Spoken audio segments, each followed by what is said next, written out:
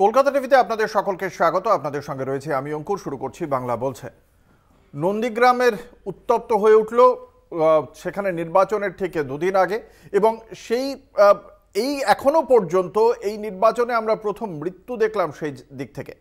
BJP মহিলা কর্মীর মৃত্যুর ঘটনা দেখল নন্দীগ্রাম, তার সঙ্গে সঙ্গে আরও 5 জন আহত হয়েছেন। এই ঘটনায় খুব সরাসরিভাবে ভারতীয় জনতা পার্টির পক্ষ থেকে বলা হচ্ছে যে অভিষেক বন্দ্যোপাধ্যায়ের উস্কানি এবং মমতা বন্দ্যোপাধ্যায়ের বিরুদ্ধে উস্কানির অভিযোগ আনা হয়েছে। বিজেপির পক্ষ থেকে নির্বাচন কমিশনের সরাসরি মুখ্যমন্ত্রীর বিরুদ্ধে অভিযোগ দায়ের করা হয়েছে। শুভেন্দু অধিকারীও সরাসরি বলেছেন অভিষেক বন্দ্যোপাধ্যায়ের কথা। ইতিমধ্যেই এই ঘটনার প্রেক্ষিতে শুভেন্দু অধিকারী 25 জনের নামে এফআইআর দায়ের করেছেন। তার পাশাপাশি জনসভার মঞ্চ থেকে তাঁর হুঁশিয়ারি, উচ্চ আদালতে যাবেন, প্রয়োজনে সিবিআই তদন্তের আবেদন জানাবেন তিনি। একদিকে যখন এই পরিস্থিতি, তখন তৃণমূল কংগ্রেসের পক্ষ থেকে বলা হচ্ছে যে এই ঘটনাটি ঘটেছে একেবারেই ভারতীয় জনতা পার্টির অন্তর্দ্বন্দ্বের কারণে। তবে যে কারণেই ঘটনা হোক, আজকে কিন্তু ওই বিজেপি মহিলা কর্মীর মৃত্যুকে কেন্দ্র করে দিনভর অশান্ত রইল নন্দীগ্রাম। বিজেপি কর্মী সমর্থকরা আজকে বিভিন্ন জায়গায় বিক্ষোভ প্রদর্শন করেন, রাস্তা অবরোধ করেন, বিভিন্ন জায়গায় দোকানপাট বন্ধ করে দেওয়া হয়। সেই ঘটনাকে কেন্দ্র করে দিনভর অশান্ত ছিল। পুলিশকে লাঠিচার্জ করতে পুলিশ বাধ্য হয়। আজকে এই ঘটনা যখন একদিকে নন্দীগ্রামকে কেন্দ্র করে যথেষ্ট উত্তপ্ত, তার পাশাপাশি আমরা দেখেছি যে গতকালই কলকাতা হাইকোর্ট যে রায় দিয়েছে অন্যান্য অনগ্রসর শ্রেণীর সম্পর্কে, সেই রায়কে হাতিয়ার করেই প্রধানমন্ত্রী নরেন্দ্র মোদী তিনি সরাসরি আক্রমণ করেছেন রাজ্যের শাসক দল তৃণমূল কংগ্রেসকে। তাঁর বক্তব্য, তফসিলি জাতিদের জন্য যে সংরক্ষণ, সেই সংরক্ষণের মধ্যে মুসলিমদের অন্তর্ভুক্ত করা হচ্ছে, তাদের সংখ্যালঘু তোষণ করা হচ্ছে যাতে রাজনৈতিক কিছু ডিভিডেন্ড পায় তৃণমূল কংগ্রেস, সেই জন্যই এই চিন্তাভাবনা। যদিও পাল্টা জবাব দিয়েছেন মুখ্যমন্ত্রী মমতা বন্দ্যোপাধ্যায়। তিনি বলেছেন এই যে সংরক্ষণ তা থাকবে, তার জন্য যতদূর যেতে হয় তিনি যাবেন। এবং তারই সঙ্গে সঙ্গে ঘাটাল কেন্দ্রের 2 প্রার্থীর তরজাও আমরা দিনভর দেখতে পেলাম। গরু পাচার মামলার যিনি প্রধান অভিযুক্ত, সেই এনামুল হকের থেকে টাকা নিয়েছেন দেব অর্থাৎ দীপক অধিকারী, ঘাটাল কেন্দ্রের তৃণমূল কংগ্রেসের প্রার্থী। এমন একটি অভিযোগ করেন শুভেন্দু অধিকারী।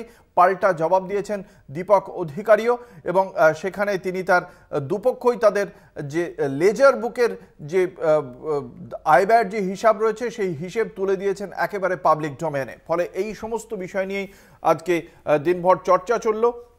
25 তারিখে রয়েছে 6ষ্ঠ দফার নির্বাচন, যেখানে তমলুক লোকসভা কেন্দ্রের অন্তর্গত নন্দীগ্রাম।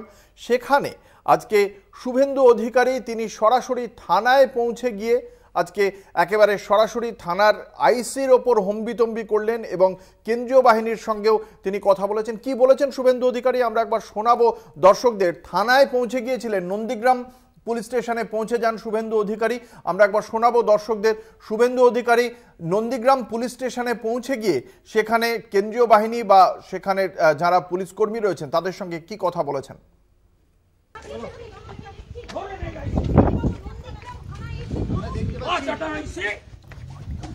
हाइपर बोतल में चिलो कल के जोले बोतल आप लोग को यह खड़ा रखा है, यूज नहीं कर रहा है और हिंदू को खून कर रहा है।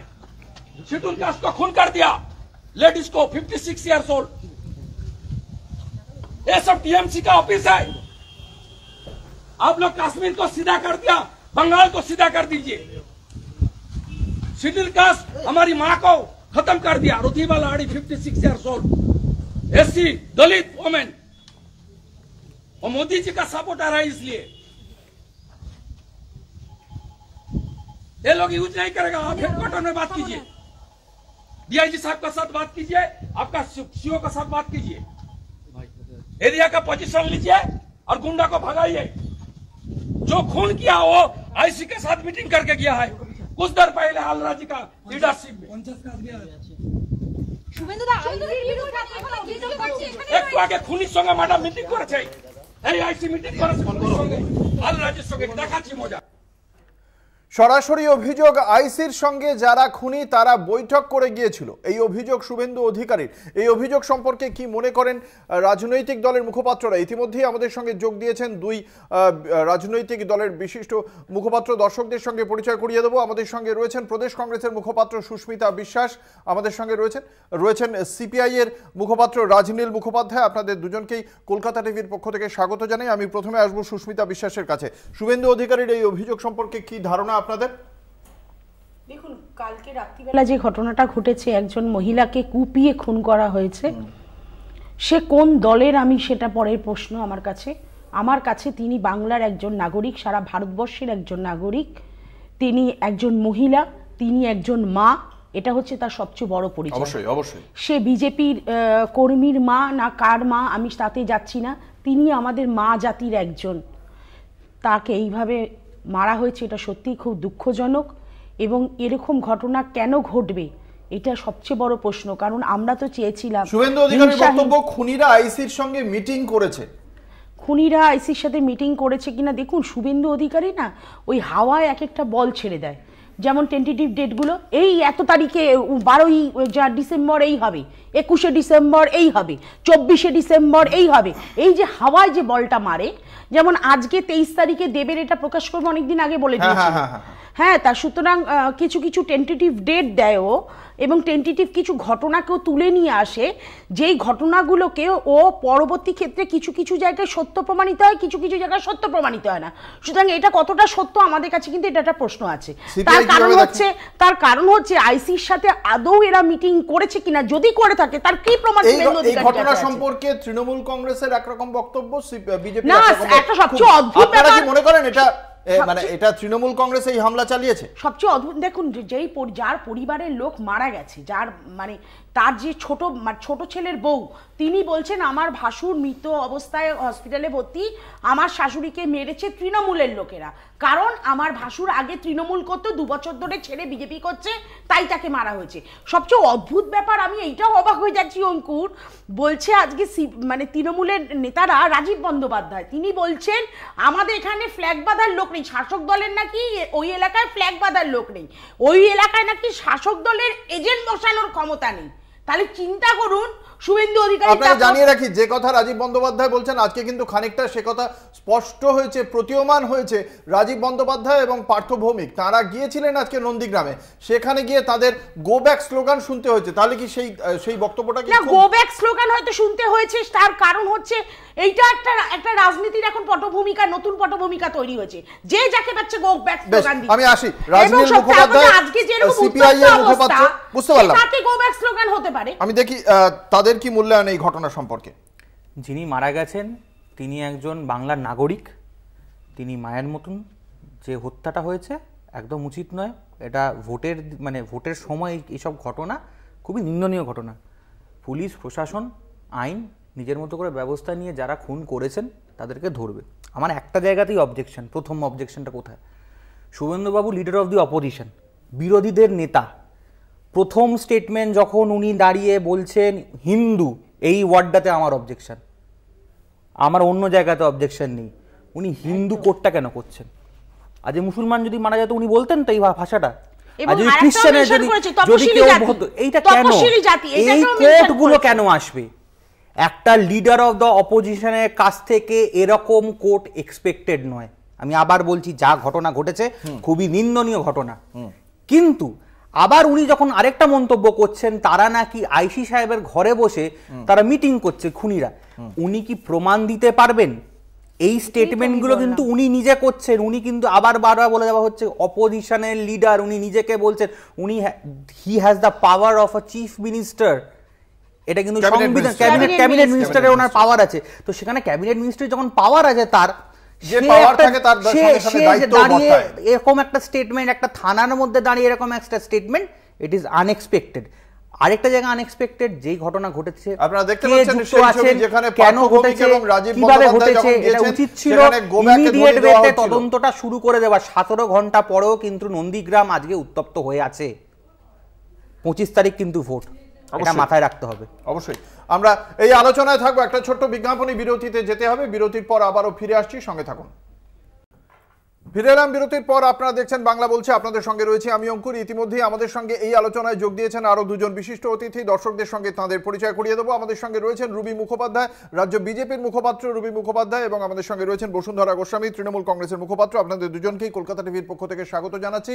আজ নন্দীগ্রামে যে ঘটনা ঘটেছে তার প্রেক্ষিতে শুভেন্দু অধিকারী বলেছেন তিনি উচ্চ আদালতে যাবেন, সিবিআই এর তদন্তের জন্য আবেদন জানাবেন তিনি। তার পাশাপাশি এই ঘটনার প্রেক্ষিতে তৃণমূল কংগ্রেসের বক্তব্য একেবারে যে এই আদি বিজেপি এবং নব্য বিজেপির মধ্যে সংঘাতের ঘটনা, কারণ ওই চত্বরে পঞ্চায়েত নির্বাচনেও দেখা গিয়েছে যে সাম্প্রতিক অতীতে ভারতীয় জনতা পার্টি ক্রমশ পিছিয়ে গিয়েছে। নন্দীগ্রাম 1 এবং 2, যেটা নন্দীগ্রাম বিধানসভা, সেই কারণেই এই গন্ডগোলের ঘটনা ঘটেছে। রুবিদি, আমি আপনার কাছ থেকে প্রাথমিক প্রতিক্রিয়া চাইব তৃণমূলের। রুবিদি তৃণমূলের প্রতিক্রিয়া? আমি বললাম তৃণমূলের এই বক্তব্যে। আচ্ছা, এই বক্তব্যের আসলে এই সবগুলো তো একটা রুটিন বক্তব্য, জানো তো। এরকম কিছু হলে আমি যদি বসুন্ধরাকে মারি, তারপরে আমি বলবো আমি তো মারিনি, বসুন্ধরার হাজব্যান্ড ধরে বসুন্ধরাকে মেরেছে, এইগুলো নর্মাল কথা। আর আমরা বিভিন্ন চ্যানেল সকাল থেকে দেখছি কিভাবে পুলিশ চুপ করে দাঁড়িয়ে আছে, এবং পুলিশ এই সেন্ট্রাল ফোর্সেসকে এগোতে দিচ্ছে না। পুলিশ আর র্যাফ, তারপরে দেখা গেল যারা শান্তিপূর্ণ আন্দোলন করছে, বিক্ষোভ জানাচ্ছে, তাদের ধরে লাঠি দিয়ে পেটাচ্ছে। আর আগুন নেভানোর ব্যাপারটা তো দেখে আমি এত দুঃখেও হেসে ফেললাম, দেখলাম গ্লাসে করে জল নিয়ে নিয়ে পুলিশ আগুন নেভাচ্ছে। এইসব অদ্ভুত ব্যাপার থাকলে আর তৃণমূলের কথার প্রতিক্রিয়া দিতে আমার ইচ্ছে করছে না। আজকে শুভেন্দু অধিকারী কেন্দ্রীয় বাহিনীর জওয়ানদের বলছেন যে একজন হিন্দুকে মারা হলো, বিরোধী দলনেতা হিন্দুদের মারা হলো, খালি সেটাই বলেন নাকি? সত্যি সত্যিই তো হিন্দুকে মারা হয়েছে, হিন্দুকে মারা হয়নি তা তো নয়। আর একজন হিন্দুকে মারা হয়েছে, সবার আগে পরিচয়, আমি আগে বলিনি একজন হিন্দুকে মারা হয়েছে, এটা কি বলা যাবে না? হিন্দুকে হিন্দু বলা যাবে না? হিন্দুকে বলতে হবে না ও ধর্মনিরপেক্ষ মানুষ? মৃতদেহের কোনো আপনারা বলবেন যে মৃতদেহের কোনো ধর্ম থাকে না, ধর্ম থাকে না, ঠিক আছে, সব মানলাম। কিন্তু মৃতদেহ যেখান থেকে বেরোচ্ছে তার রিচুয়ালটা কিন্তু হিন্দু রিচুয়াল হবে, মুসলিম রিচুয়াল হবে না, বা ধর্মনিরপেক্ষ রিচুয়াল বলে কিছু হয় না। কাজে যদি হিন্দুকে হিন্দু বলে থাকে, আমার মনে হয় না এর মধ্যে অস্বাভাবিকতা কিছু। বসুন্ধরা গোস্বামী, তৃণমূল মুখপাত্র। না, হিন্দুকে তো হিন্দু বলা হয়নি, এটা মানে উস্কানি দেওয়া হয়েছে যে হিন্দু ধর্মাবলম্বী যারা আছেন তাদেরকে উস্কে দেওয়া হয়েছে যে দেখো তাকে মেরেছে, মাইনরিটিদের হাতে হয়তো তাকে মারা হয়েছে। এটা একটা পরিষ্কার, খুব হালকা করে, খুব সূক্ষ্মভাবে এটা একটা দাঙ্গার উস্কানি অতীত, আর কিছু না।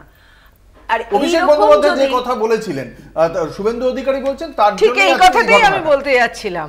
দা নিয়ে শুভেন্দু অধিকারী আজকে বলেছেন যে অভিষেক বন্দ্যোপাধ্যায় এই হুঁশিয়ারিটা দেওয়ার দরকার কি ছিল, তিনি কেন উস্কানি দিয়েছেন? Definitely this is amendment. না, এটা মোটেই উনি উস্কানি দেননি। বিরোধী দলনেতা যেভাবে আক্রমণ করেন, যেভাবে বলেন, এবং বিজেপির উদ্দেশ্যটাই তো এই ধরনের মেরুকরণ, এটা ছাড়া তো কিছু মানে হবে না ব্যাপারটা। যেটুকু বাকি আছে, আর দুটো ফেজের নির্বাচন বাকি আছে, সে দুটোতেও ডুববে আর কি। তো এখন আর এই সমস্ত না করে নিজেদের অস্তিত্ব আর কিভাবে বজায় থাকবে? বিজেপি আজকে একটা চিঠি দিয়েছে নির্বাচন কমিশনে, যে চিঠিতে সরাসরি মুখ্যমন্ত্রী 16 তারিখ যে বক্তব্য রেখেছিলেন সেই বক্তব্য তুলে ধরে তারা নির্বাচন কমিশনকে অভিযোগ জানিয়েছে যে মুখ্যমন্ত্রীর প্ররোচনার কারণেই আজকের এই ঘটনা। এবং তার প্রেক্ষিতে আমরা দেখেছি আজকের দিনভর যে ঘটনা ঘটেছে, যেভাবে উত্তপ্ত ছিল নন্দীগ্রাম, তার প্রেক্ষিতে নির্বাচন কমিশনও কিন্তু ইতিমধ্যেই জেলা শাসকের কাছে অ্যাকশন টেকেন রিপোর্ট চেয়েছে। বিজেপির যে এই অভিযোগ, সেই অভিযোগ সম্পর্কে তৃণমূলের কি বক্তব্য? আপনি কোন কথাটা বলছেন? একটা হচ্ছে বিজেপি চিঠি দিয়েছে নির্বাচন কমিশনে। চিঠি দিয়েছে কি ব্যাপারে? মমতা বন্দ্যোপাধ্যায় 16 তারিখ যে বক্তব্য রেখেছিলেন সেই বক্তব্যের কারণেই কালকে রাতের এই ঘটনা ঘটেছে। আর শুভেন্দু অধিকারী বলেছেন অভিষেক বন্দ্যোপাধ্যায়ের বক্তব্যের কারণে। অর্থাৎ মমতা বন্দ্যোপাধ্যায়, অভিষেক বন্দ্যোপাধ্যায় দুটি ভিন্ন তারিখে দুজনেই ওই চত্বরের মানুষদের হুঁশিয়ারি দিয়েছেন, এটাই মূলত বিজেপির বক্তব্য। না, এটা এই সমস্ত মিথ্যা কথা বললে হবে না। মমতা ব্যানার্জি কখনোই এরকম কোনো কথা বলেনি যে কারণে এই ধরনের কোনো একটা এত বড় গন্ডগোল হয়ে যাবে। দুষ্কৃতি সব জায়গাতেই আছে, যে কোনো হামলা, যে কোনো গন্ডগোল, যে কোনো আমরা দেখে নেব, এই কথাটা বলার প্রয়োজন হয়। রাজ্যের প্রশাসক তো তিনি, হ্যাঁ প্রশাসক বলেই তিনি দেখবেন কেন? তিনি তো গুন্ডাদের কন্ট্রোল করেন, তাছাড়া তিনি তার হাতে পুলিশও রয়েছে, তা তিনি কেন দেখে নেব? বা অভিষেক বন্দ্যোপাধ্যায় তিনি তো একজন আইন প্রণেতা, তিনি আইনে বেআইনি কথা কেন বলবেন? না, দেখে নেব মানে এই কথা নয়। দেখে নেব মানে সত্যি যদি আমাদের কোথাও ভোট করতে দিতে বাধা হয়ে যায় কোনো জায়গায়, সেখানে তো উনি একথা বলবেনই। তৃণমূলের যুক্তিকে কিভাবে দেখছে কংগ্রেস? সবচেয়ে বড় কথা হচ্ছে তৃণমূলের আজকে রাজীব বন্দ্যোপাধ্যায় নন্দীগ্রামে গিয়ে বলেছে এখানে আমাদের কোনো ক্ষমতা নেই, আমরা কি করে মারবো, আমরা একটা ফ্ল্যাগ বাঁধতে পারি না, আমরা বুথে এজেন্ট বসাতে পারি না। শাসক দল যদি এ কথা বলে এটা মেনে নেওয়ার মতো, আর সেখানে মুখ্যমন্ত্রী এবং অভিষেক বন্দ্যোপাধ্যায় তো রীতিমতো ওপেন থ্রেট দিচ্ছেন ওনারা মঞ্চে। মুখ্যমন্ত্রী এবং অভিষেক বন্দ্যোপাধ্যায় দেখছে সিপিআই কি গুন্ডামস্তান নাকি? যে বারবার যে স্টেটমেন্ট দিচ্ছে, বা যদি এই কোট আনকোট যদি বলা হয় যে দেখে নেবো, এই শব্দটাই তো হচ্ছে দেখে নেবো, বুঝে নেবো। আজকে যদি আমি কোর্টে দাঁড়িয়ে আমার কোট গাউন পরে যদি কাউকে বলি মামলা শেষ হওয়ার পর আমি দেখে নেবো, সেই উকিল সাহেব আমার এগেনস্টে যেটা করবে আমি জানি। তো এইটা একটা পুরোপুরি অ্যাবসলিউটলি এখানে দাঁড়িয়ে এই একটা চিফ মিনিস্টার উনি একটা সভা থেকে যদি এই মন্তব্য করে থাকেন, মানে one of the derogatory statement. না না, সেই জায়গা থেকে দাঁড়িয়ে অভিষেক বন্দ্যোপাধ্যায় যা বলছেন সেটাও একই। সভাতে কথা বলতে গিয়ে উত্তেজনার বসে বটি নিয়ে বলা মানেই কিন্তু দেখে নেবো, মানে তার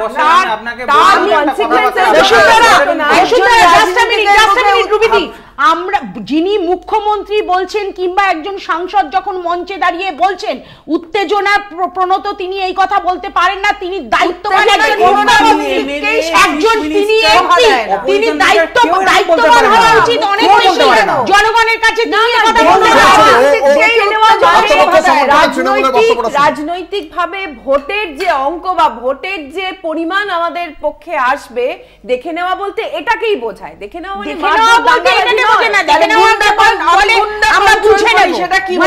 মানে রাজনৈতিক ভাবে বুঝে না। আমি গুন্ডা কন্ট্রোল করি, তার মানেটা কি? গুন্ডা কন্ট্রোল করি তিনি অনেকদিন আগে বলেছিলেন তো। আমি একটা কথা বলি তোমাকে, কোন রাজনীতিবিদ, এমনকি একজন ছোট ক্ষুদ্রাতি ক্ষুদ্র রাজনীতিবিদ মাথা রাজনৈতিক রাজনীতি করা যায়, রাজনৈতিক মঞ্চে শিখিনি। রাজনৈতিক মঞ্চে বলা কোনো কথা এত শিরোধার্য হয় না।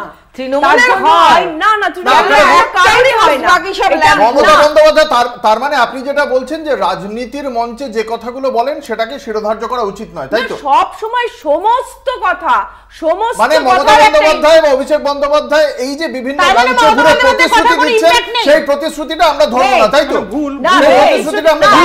প্রতিশ্রুতি ধরবো, কিন্তু যখন উত্তেজনা সিলেক্টিভ লিসনার হবো নাকি গ্রহণ করবো? চাকরি হবে ভাষার একটা প্রয়োগ আছে, তার দুটো তিনটে ধরন আছে।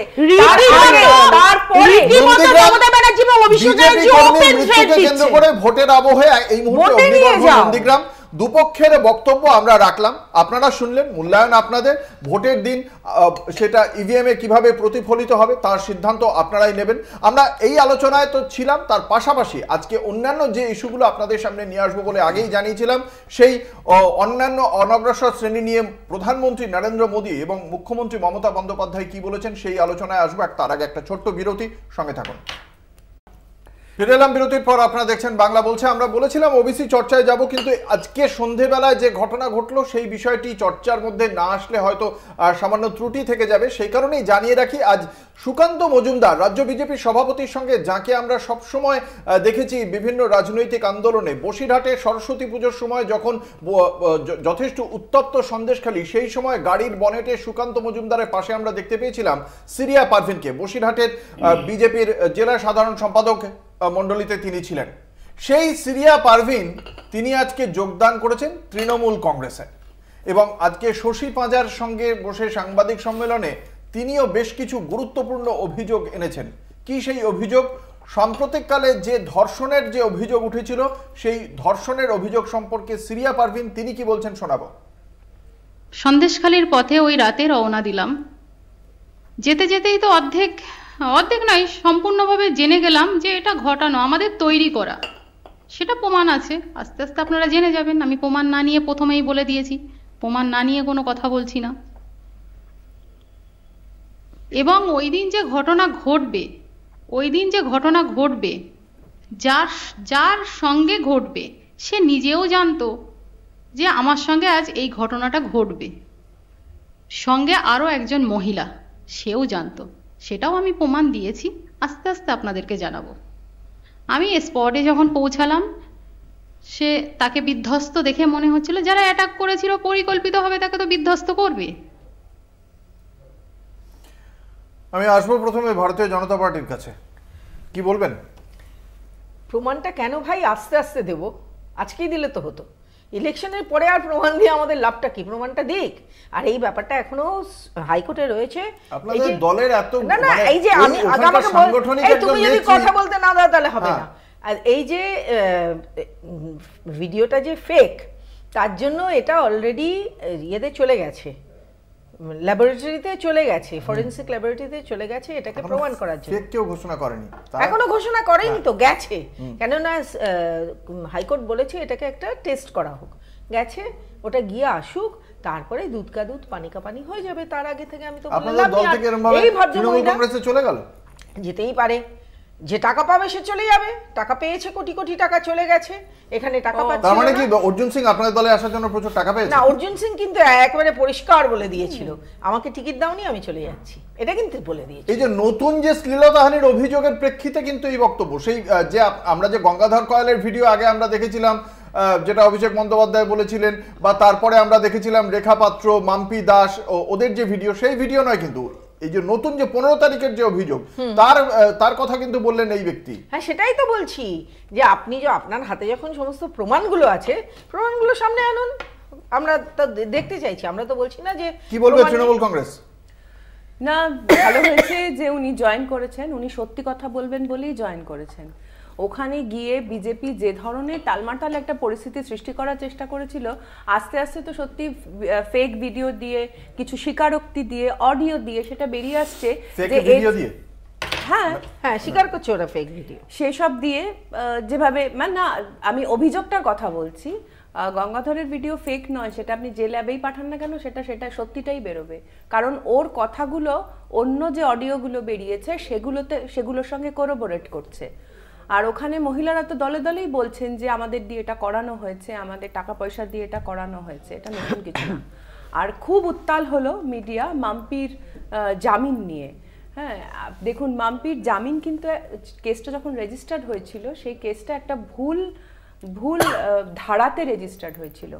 সেই ভুল ধারাতে রেজিস্টার্ড হওয়ার জন্য মাম্পি সেই বেনিফিটটা পেয়েছে, কিন্তু তার জন্য মাম্পির বিরুদ্ধে যে অভিযোগটা, সেই অভিযোগটা কিন্তু বহালই আছে। আবার যদি স্টেট মাম্পির বিরুদ্ধে কোনো কেস করে, সেটা রাইট ধারাতে সেটাকে ঠিক করতে হবে, সেটা তো পরবর্তী বিষয়। আমরা কিন্তু আপনি যে কথা বলছেন, আমি সেই বিষয়ে আসবো। একবার সিপিআই কিভাবে মূল্যায়ন করে আজকে এই সিরিয়া পারভিনের তৃণমূল কংগ্রেসের যোগদান এবং তার এই বয়ান সম্পর্কে? সিপিআই, কমিউনিস্ট, বামপন্থীরা বারবার বলেছে এই দিগবাজির তারা বিরুদ্ধে। আজকে বিজেপি, কালকে তৃণমূল। বিজেপিতে গেলে একদম ওয়াশিং মেশিন দিয়ে তারা একদম ধোয়া তুলসী পাতা হয়ে যাচ্ছে, আবার যখন তারা বিজেপি থেকে প্রত্যাবর্তন হয়ে তৃণমূলে আসছেন তখন তারা আবার ধোয়া তুলসী পাতা হয়ে যাচ্ছে। তো এই চলবে। এগুলোর মধ্যে এই একটাই জায়গা যে এতদিন পর হঠাৎ করে এই স্টেটমেন্ট কেন আসছে, হঠাৎ করে এই ফুটেজ কেন বেরিয়ে আসছে, বা এই ভিডিওগুলো ফেক ভিডিও নাকি অরিজিনাল ভিডিও, এইসব নিয়ে আলোচনা করা হচ্ছে কেন? আমার এটাই বক্তব্য। এই ডিগবাজি চলবে। আর বিজেপি তৃণমূল সব তো এক। ভাবুন না, আজকে যে বলছে যে আপনি তো বললেন যে কেন এসেছেন, কি মনে হয় আপনিও কি মানে যেটা বিজেপি বলছে টাকার জন্য এসেছে বা অন্য কোনো কারণ কি আপনারা মনে করেন? না, আমার মনে করাতে কিছু হবে না। আমি আপনার মনে করাটাই তো জানতে চাই। আমার সিপিআই এর মূল্যায়নটা জানতে চাই। আমি বলছি আমার মনে করা বা কিছু, মানুষ বুঝতে পারছে যে এই বিজেপি তৃণমূল দুটোই তো একই পার্টি, একটা জায়গাতে, এদের রুটটা তো একটাই। আমি তো বলছি, আবার আপনি যখন আমাকে বলছেন মানুষ এরকম ভাবে বোঝে না। ভোটের রেজাল্ট 4 তারিখের পর আপনিও এখানে থাকবেন, আমিও এখানে থাকবো। আপনারা বলছেন ধরেই তো সেটা আমরা বলছি, আমরা এখানে এসে দরকার পড়লে আমরা এখানে এসে আবার বলছি উল্লাসটা করব, কারণ বামপন্থীদের এবং কংগ্রেসের জোট যেটা হয়েছে সেটা মানুষজন তারা সমর্থন করছে এবং তারা পার্লামেন্টে কংগ্রেস। সবচেয়ে বড় কথা হচ্ছে আমার কি বলবো, এই সিরিয়া পারভিনকে দেখে আমার মনে পড়ছে ওই এপাং ওপাং ঝপাং, মমতা ব্যানার্জির ওই কবিতাটা। এপাং ওপাং ঝপাং। মমতা ব্যানার্জি কবিতা খুব মন দিয়ে পড়েন? না, হ্যাঁ পড়ি, খুব এনজয় করি পড়ে, খুব এনজয় করি। না, হাসি পায় কি পায় না জানি না, তবে আমি এনজয় করি, হাসি কিনা জানি না। তবে একটা কথা বলছি, মানে রাজনীতির পিন্ডি এরা পাকিয়ে দিয়েছে মোটামুটি বিজেপি আর তৃণমূল। এই যে যা চলছে, এরা যা করছে, মানে একবার ওই এপার থেকে ওপার, ওপার থেকে ওপার, এই যে চালাচালি চলছে, এই চালাচালি রীতিমতো একটা পয়সার বড় লেনদেন চলছে। 1 নম্বর কথা। 2 নম্বর কথা হচ্ছে রাজনীতিতে, তার মানে কি সন্দেশখালীতে এই ঘটনা রাজনীতিতে 1 সেকেন্ড, রাজনীতিতে প্রাসঙ্গিকতা পাওয়ার জন্য সন্দেশখালীতে যদি এই ঘটনা না ঘটতো, তাহলে সিবিআই ক্যাম্প করার পরে সেখানে 800-900 কমপ্লেন জমা হতো। আজকে মেয়েদের সম্ভ্রম নিয়ে ইয়ার্কি হচ্ছে, আজকে মহিলাদের ইজ্জত নিয়ে ইয়ার্কি হচ্ছে, আজকে যে লোকগুলো জমি দখল করে নিয়েছে, জোর করে তাতে নোনা জমি বানিয়ে দিয়েছে, নোনা জল ঢুকিয়ে দিয়ে সেখানে আজকে চাষ করছে তারা মাছের দিনের পর দিন ভেরি বানিয়ে, তাই নিয়ে কি ইয়ার্কি হচ্ছে? কি উত্তর রয়েছে টিএমসির কাছে? না, ওখানে মহিলাদের নিয়ে সেরকম তাদের সম্ভ্রম নিয়ে টানাটানির যে কথাটা বলা হচ্ছে সেটা পুরোটাই বিজেপির বানানো। ওটা বানানো, 800-900 মহিলা গিয়ে কমপ্লেন করছে, এটা বানানো। সেটা তো আপনাদের রাজ্য পুলিশের কাছে তো একই অভিযোগ পড়েছে। না, রাজ্য পুলিশের কাছে আপনি যে বিষয়টা নিয়ে কথা বলছেন সেখানে থাকুন।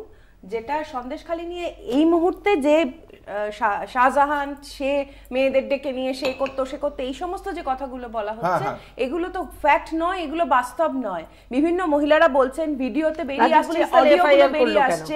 আমি এক সেকেন্ড অঙ্কুর, আমি বসুন্ধরাকে একটা কোশ্চেন করতে চাই। তাহলে বসুন্ধরাকে এই কথা উত্তর দিয়ে তৃণমূলের পঞ্চায়েত সমিতির মেম্বার তিনি কি করে এই অভিযোগ আনছে শ্লীলতাহানি? আমি বিজেপির কাছে আসবো। বিজেপি একবারে প্রশ্নটা করুন, তৃণমূলের কাছে আপনার কি অভিযোগ রয়েছে? আমার অভিযোগ একটাই, আমি আইনের লোক ভাই, আমি আইনটা বুঝি। আইনে রাজ্য পুলিশ তো বিজেপির নয়, কেন এই রাজ্যটাই বিজেপির নয়। আমরা সকলেই জানি একটা খারাপ কথা বলা হয় পুলিশ সম্পর্কে, আমি বলি না, কেননা যখন যে দলটা ক্ষমতায় থাকে পুলিশকে তার কথা শুনে চলতে হয়। তো এবার সেই রাজ্য পুলিশও কিন্তু এই এফআইআরগুলো করেছে, রাজ্য পুলিশেও 77টা এফআইআর হয়েছে। তাহলে এই যদি এফআইআর হয়ে থাকে তাহলে একদমই নস্যাৎ করে দেয়া যে মহিলাদের বিরুদ্ধে কিছুই হয়নি, সবটাই বানানো, তাহলে তো মানে খুব মুশকিল হয়ে যায় এরকম বললে। আর না দেখুন, যেটা বলছেন এটা তো সুমোটো এফআইআর নয়।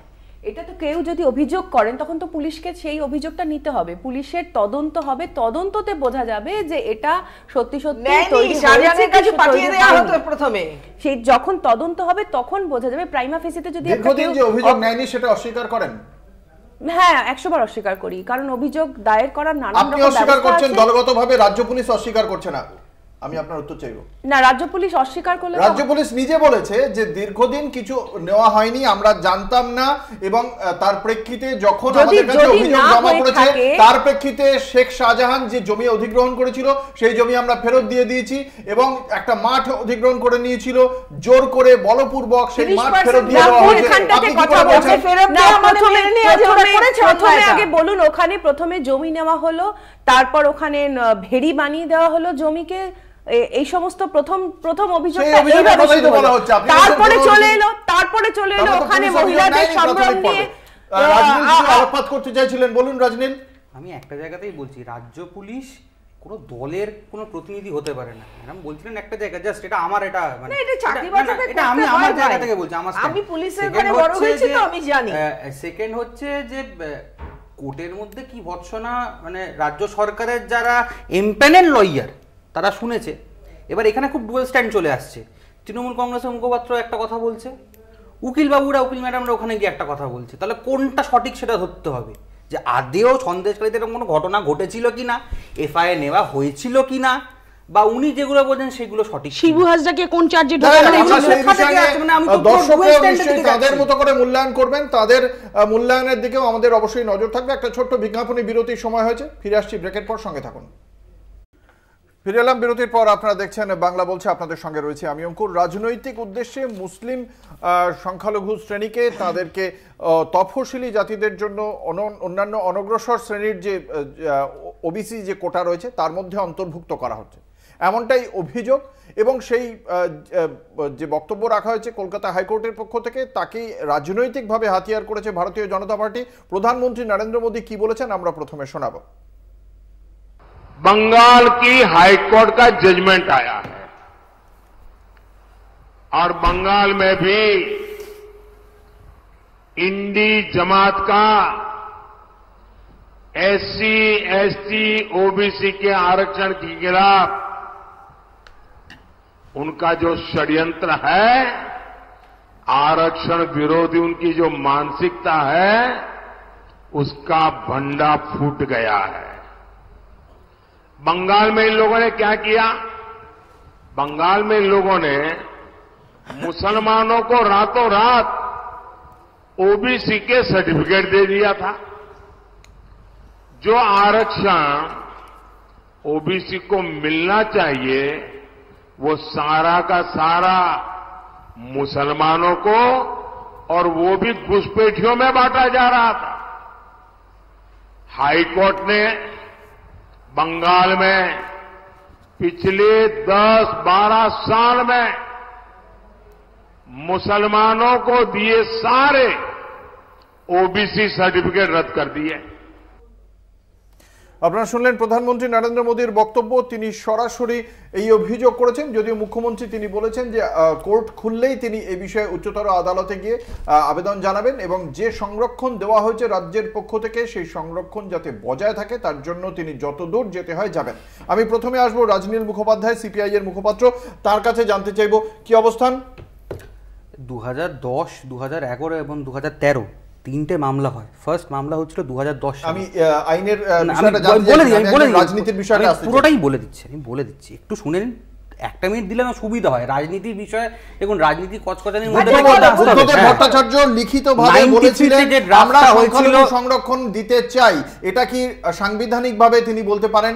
মানে মুসলিমদের সংরক্ষণ আমরা করতে চাই, এটা কি তিনি কিন্তু দিয়ে দিলাম বলেনি? আমাকে আমি বলে দিই, 93 এর যে আইন, সেই আইনটাকে কলকাতা হাইকোর্ট বলেছে একদম ঠিক আইন। এই আইন মেনে যদি তৃণমূল কংগ্রেস সরকার যদি সার্টিফিকেট ইস্যু করতো তাহলে হয়তো এই 5 লাখ ক্যান্ডিডেট যাদের এই ওবিসি সার্টিফিকেট ক্যান্সেল হয়েছে তাদের হয়তো ক্যান্সেল আজকে হতো না। প্রথম। দ্বিতীয় কথা হচ্ছে, এই যে রিট পিটিশন বা পাবলিক ইন্টারেস্ট লিটিগেশন করা হয়েছিল, সেই লিটিগেশনের মাধ্যমে যেখানে বলা হয়েছে যে এই 5 লাখ সার্টিফিকেট ক্যান্সেল হয়েছে 2010 সাল থেকে যে সার্টিফিকেটগুলো ইস্যু হয়েছে বা পরবর্তীকালে 2012 সাল থেকে যে সার্টিফিকেটগুলো ইস্যু হয়েছে, এন্টায়ার ইস্যুইং প্রসেসটাই কিন্তু ঠিকঠাক ছিল না। তারা রাজ্য সরকার নিজের মতো করে সার্টিফিকেটগুলো ইস্যু করছিল। সেকেন্ড অফ অল, এখানে রাজ্য সরকারের এখতিয়ারটাকে তারা নিজের মতো করে তৈরি করে দিচ্ছিল। কমিশনের পয়েন্টগুলো দরকার ছিল একজন ওবিসি সার্টিফিকেট হোল্ডার হিসাবে তার দরকার, সেগুলো যদি এস্টাবলিশ করতে পারতো কমিশনের কাছে, তাহলেই তারা ওবিসি সার্টিফিকেট হোল্ডার হিসাবে মুখ্যমন্ত্রী মান্যতা পেতে পারে। তৎকালীন মুখ্যমন্ত্রী বলেছিলেন লিখিতভাবে যে সংরক্ষণ, মাইনরিটি সংরক্ষণ দিচ্ছি, এটা কি তিনি সাংবিধানিকভাবে বলতে পারেন? কোনটা দিয়েছেন যদি বলে থাকেন, যদি দিতে চাই সে কথা, তাহলে 93 আইন অনুযায়ী দেওয়া হয়েছিল। যদি দেওয়া হয়ে থাকে তাহলে সাংবিধানিকভাবে বলাটাকে সমর্থনযোগ্য। আমি কি বললাম, যদি দিয়ে থাকেন তাহলে, যদি 93 আইন অনুযায়ী যদি দিয়ে থাকেন তাহলে অবশ্যই সেটা সমর্থনযোগ্য। 93 আইন অনুযায়ী যদি দিয়ে থাকেন, আমি বললাম। দেখুন, সবচেয়ে বড় কথা হচ্ছে যে আমার বক্তব্য হচ্ছে এই যে 93 অ্যাক্ট অনুযায়ী যেটা ছিল, সেটা ছিল যে কমিশনের আন্ডারে ওবিসি যে সার্টিফিকেটটা ইস্যু হতো সেটা কমিশন দিত, কিন্তু এই সার্টিফিকেট ইস্যু করার ভারটা 2011 সালে তৃণমূল কংগ্রেস নিজের সরকারের হাতে নিয়ে নিলেন। এই সরকারের হাতে নিয়ে নেওয়ার ফলেই কিন্তু সেখানে দেখা গেল পয়সার বিনিময়ে সার্টিফিকেট দেওয়া, বিশেষভাবে মুসলমানদের কে অন্তর্ভুক্ত করা, মানে বিশেষ একটি সংখ্যালঘু সম্প্রদায়। আমার বক্তব্য হচ্ছে ওবিসি হচ্ছে আদার ব্যাকওয়ার্ড ক্লাসেসে কেন মুসলমানরা কেন ঢুকবে? তারা তো অলরেডি তৃণমূল কংগ্রেসের মুখপাত্র। আচ্ছা, আমাদের প্রথম বক্তব্য হচ্ছে যে ধরুন একটি মামলা প্রায় 12 বছর পর এটা রায় হয়েছে, ঠিক আছে? 12 বছর, এটা বলা যাবে না যে এই মামলাটা করতে 12টা বছর সময় লেগেছে এই কারণে যে প্রচুর সাক্ষী এসেছে, প্রচুর কিছু হয়েছে, ব্যাপারটা সেটা না। 12টা বছর কোর্ট এটার ওপরে শুয়েছিল। তারপর 12টা বছর পর হঠাৎ করে ইলেকশনের আগে যখন সংখ্যালঘুদের সমস্যাগুলো, আমি বুঝলাম আপনি বলছেন এটা রাজনৈতিক উদ্দেশ্য প্রণোদিত রায়, এটা মমতা বন্দ্যোপাধ্যায় সেই কথা বলছেন, কিন্তু আইনটা কি ভুল? আইনটা কি ভুল? আমাকে একটু ব্যাখ্যা করতে দিন, আমাদের অবস্থানটা একটু ব্যাখ্যা করতে দিন। 12 বছর পর এটাতে রায় দেওয়া হয়েছে, ঠিক আছে? এবার সরকার তো সে তার মতো চলবে, সে তার একটা নিজস্ব গতি আছে, সে সেইভাবে চালিয়ে গেছে। যখন একটা কোনো মামলা হয়, মামলাতে তো একটা স্টে আসে। ধরুন সরকার মানে কনস্টিটিউশনাল কোর্ট, তারা স্টে চেয়েছিল, স্টে রিজেক্ট করে দিয়েছে। তারা স্টে চেয়েছিল, সরকার স্টে চেয়েছিল, জাজমেন্ট ডেলিভারি দেওয়ার সময় সরকার স্টে চেয়েছিল, স্টেটা রিজেক্ট করে দিয়েছে। না, স্টেটা রিজেক্ট করে দিয়েছে 12 বছর পর রিজেক্ট। 12 বছর পর যখন মামলা যখন ডেলিভারি, জাজমেন্ট যখন ডেলিভার হচ্ছে তখনই স্টেটা চায়। এটা আপনাকে আইনের জায়গাটা আপনাকে জেনে নিতে হবে, আপনি যখন এটা বলছেন। এখানে কিন্তু এটা খুব স্পষ্ট যে এই স্টেটা কিন্তু এখন করে যে এমন ব্যাপারটা নয়। না, আমার কথাটা শুনুন। মামলাটা হলো 2012 সালে। মামলাটা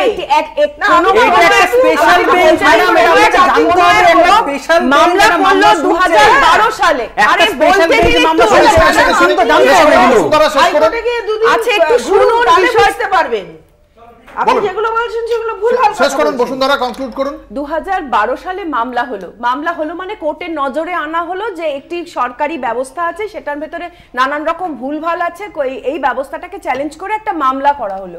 তা আমি যখন প্রথমে দেখলাম যে এই ব্যবস্থাটার মধ্যে কিছু ভুল আছে, কিছু গন্ডগোল আছে, আমি আমার কগনিজেন্সে নিলাম। বেশ, আমি বিজেপির বক্তব্যটা শুনতে চাই।